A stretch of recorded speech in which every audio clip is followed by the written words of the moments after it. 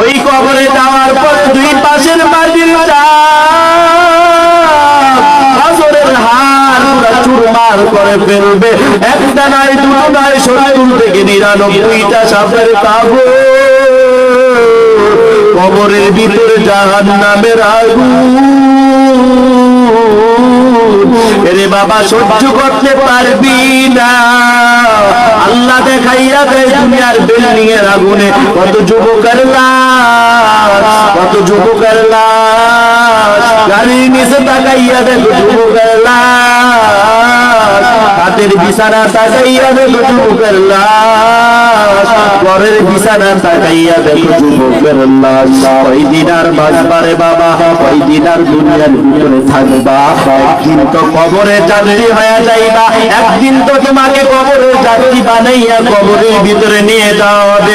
আত্মীয় স্বজন কেউ তোমার আপন না, কেউ তোমার আপন না।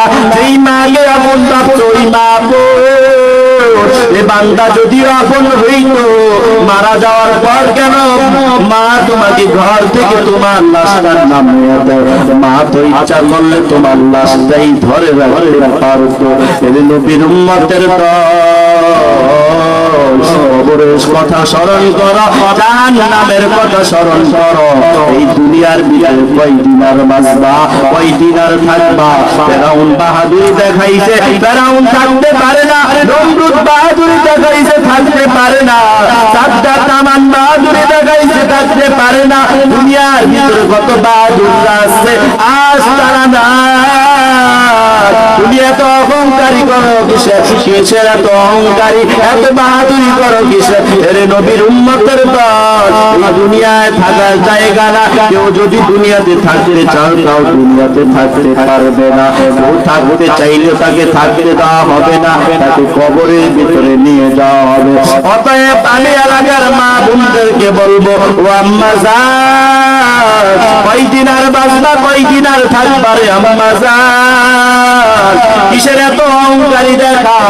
একটা সময় আছে লাল শাড়ি পরিয়া তুমি তোমার স্বামীর ঘরে আসলো, সবাই তোমাকে সালাম জানাইছে, সবাই তোমাকে সালাম জানাইছে।